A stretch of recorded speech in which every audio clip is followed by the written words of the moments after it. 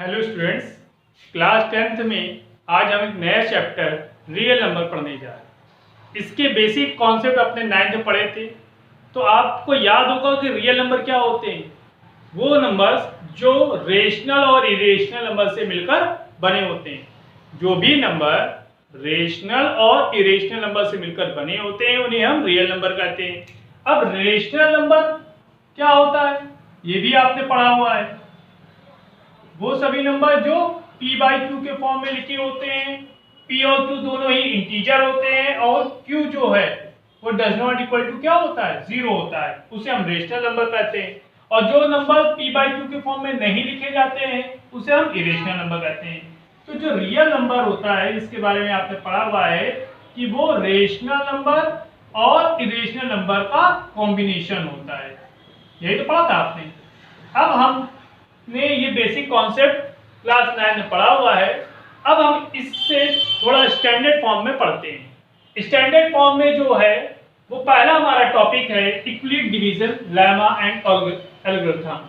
देखिए लेमा क्या होता है, सबसे बड़ी चीज जो चीज हमें जानना है चैप्टर को पढ़ने से पहले, Euclid division, lemma and algorithm. तो देखिए यूक्लिड एक ग्रीक मैथमेटिशियन से जिन्होंने ये स्टेटमेंट दी थी। अब स्टेटमेंट जो दी है उसके बारे में पढ़ने से पहले हम ये लेमा एंड एल्गोरिथम के बारे में समझते हैं। देखिए लेमा क्या होता है, कुछ ऐसी चीजें होती हैं जो पहले से प्रूफ की गई है और उनकी हेल्प से हम कोई दूसरा स्टेटमेंट प्रूव करेंगे। जब कोई ऐसा स्टेटमेंट जो पहले से ही प्रूव है उसकी हेल्प से हम दूसरा स्टेटमेंट प्रूव करें तो वो लेमा होगा। एंड एल्गोरिथम क्या होगा, स्टेप बाय स्टेप किसी प्रोसीजर को करना। जैसे आपने मैगी बनानी थी तो मैगी बनाने के लिए आपने भगोना लिया, भगोने में पानी डाला, मतलब स्टेप बाय स्टेप क्या करें, सारे प्रोसीजर करने के बाद आपकी मैगी तैयार होगी। तो इसे कहते हैं एल्गोरिथम। तो देखिए क्या कह सकते हैं, a proven statements used for proving other statement is called a lemma। जो स्टेटमेंट क्या हो चुके हैं, पहले से प्रूव हो चुके हैं और उनकी हेल्प से हम दूसरे स्टेटमेंट को प्रूव करें वो हमारा लेमा होगा। एल्गोरिथम क्या होगा, a series of well defined steps used for proving or solving a problem is called an algorithm। और कुछ वेल डिफाइंड स्टेटमेंट्स होती हैं जिन्हें हम स्टेप बाय स्टेप क्या कर रहे होते हैं, प्रूव करते हैं, उसे हम एल्गोरिथम कहते हैं। अब हमारे पास है Euclid division, lemma and algorithm.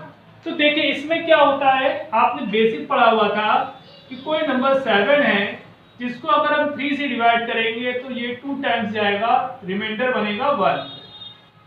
तो डिवाइडेड इक्वल टू डिवाइजर, ये क्या होता है, डिवाइजर होता है। ये होता है कोशिएंट, ये होता है रिमाइंडर और ये क्या होता है, डिवाइडेड। देन डिवाइडेड में जब डिवाइजर से डिवाइड करते हैं तो कोशिएंट आता है और रिमाइंडर आता है। तो हम लोग लिखते थे divided equal to divisor into quotient plus remainder. यही हमारा यूक्लिड डिवीजन, लेमा एल्गोरिथम का बेसिक कॉन्सेप्ट है। यहाँ पर हमें बेसिक ये जानकारी पता करनी है कि हाईएस्ट कॉमन फैक्टर कैसे हम यूज करके निकाल सकते हैं, या कोई प्री डिफाइंड स्टेटमेंट पहले से जो प्रूफ है उसके हेल्प से हम दूसरा स्टेटमेंट कैसे प्रूव करेंगे। चलिए इसके बारे में देखते हैं। अब देखिए लेमा का स्टेटमेंट क्या है। लेमा अभी मैंने आपको बताया कि प्रूफ स्टेटमेंट था जिसकी हेल्प से हमें कुछ प्रूव करना है।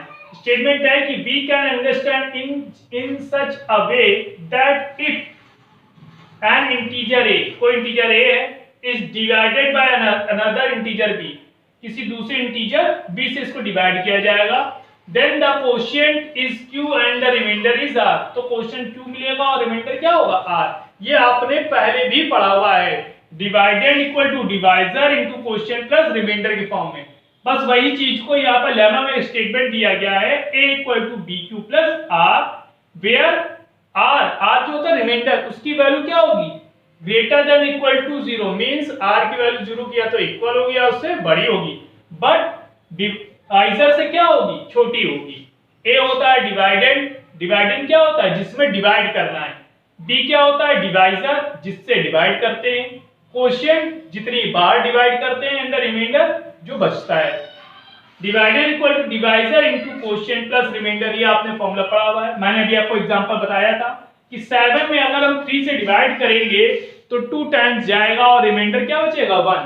जो 3 होगा वो क्या होगा आपका डिवाइजर, 7 जिसमें आपने डिवाइड किया वो डिवाइडेड, कितनी बार दिया था 2 टाइम्स, देन वो क्वोशिएंट हो जाएगा और 1 क्या हो जाएगा रिमाइंडर। मींस ये प्री डिफाइंड स्टेटमेंट है जो पहले से प्रूफ थी, हमको इसके हेल्प से क्या करना है, अब क्वेश्चंस को सॉल्व करना है और इस स्टेटमेंट का यूज करना है, इसीलिए इसको लेमा कहा गया है। अब देखिए हम एल्गोरिथम के बारे में समझते हैं। अब देखिए डिवीजन एल्गोरिथम क्या है। Equality division algorithm is a technique to compute the highest common factor of the 2 और 3 गिवन पॉजिटिव इंटीजर। जो एल्गोरिथम है ये एक तरीके का तरीका है जिसकी हेल्प से हम एचसीएफ फाइंड करते हैं।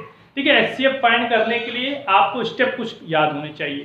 पहले तो आपने अभी लेमा पढ़ा a equal to B Q plus are, तो सबसे पहले आपको क्या होंगे, 2 नंबर दिए गए होंगे, 2 नंबर 3 नंबर जितने भी दिए हों, अगर दिए गए हैं a और b और जिसमें जो कोई भी नंबर बड़ा होगा तो उसको हम a मानेंगे और जो छोटा होगा उसे b मानेंगे। फिर हम उस पर अप्लाई करेंगे लेमा, क्या करने फाइंड करने के लिए, q और r फाइंड करने के लिए। तो a equal to B Q plus r lemma का था, इसमें r रिमाइंडर जो होता है वो ग्रेटर देन इक्वल टू 0 और लेस देन b होता है। इफ r इक्वल टू 0, अगर जो r की वैल्यू 0 आ जाएगी, द एचसीएफ इज b, तो जो उसका एचसीएफ होगा वो क्या होगा, b होगा, मींस क्वोशिएंट होगा। If r does not equal to 0, अगर 0 नहीं आ रहा है मींस डिवाइड कंप्लीट नहीं हुआ है, तो अब हम फिर से इक्वलिटी डिवीजन लेमा लगाएंगे, किसके किसके बीच में, b और r के बीच में। तीसरे स्टेप का मतलब है कि continue that process till remainder is 0। ये प्रोसेस तब तक चलाते जाएंगे जब तक रिमाइंडर क्या नहीं मिल जाएगा, 0 नहीं मिल जाएगा। The divisor at this stage will be HCF, और जो लास्ट का स्टेज में डिवाइजर बचेगा वो क्या हो जाएगा, एचसीएफ हो जाएगा। जैसे एक एग्जांपल हम ले लेते हैं कि 135 एंड 225 के का एचसीएफ फाइंड करिए। तो हमने देखा कि जो 225 है वो ग्रेटर देन क्या है, 135 है। इसका मतलब है जो a है वो है हमारे पास 225 और b क्या है 135। ठीक, तो हमको चाहिए क्या, किस फॉर्म में, a equal to B Q plus are. तो पहले हमने क्या लिखा 225, तो 225 मीन्स b की जगह 135। 135 में से हम 225 में डिवाइड करते हैं, रफली पार्ट पे कर रहे हैं, तो हमारा 1 टाइम्स जाएगा, सब्ट्रैक्ट करते हैं 0 और ये 90 बचेगा 9। ठीक, तो इसका मतलब है 1 प्लस 90। तो जो रिमाइंडर है, रिमाइंडर क्या है, डज नॉट इक्वल टू 0 है। देखिए a तो आपका डिवाइडेड हो गया, b क्वोशिएंट है, b डिवाइजर है, q क्वोशिएंट है, r रिमाइंडर है।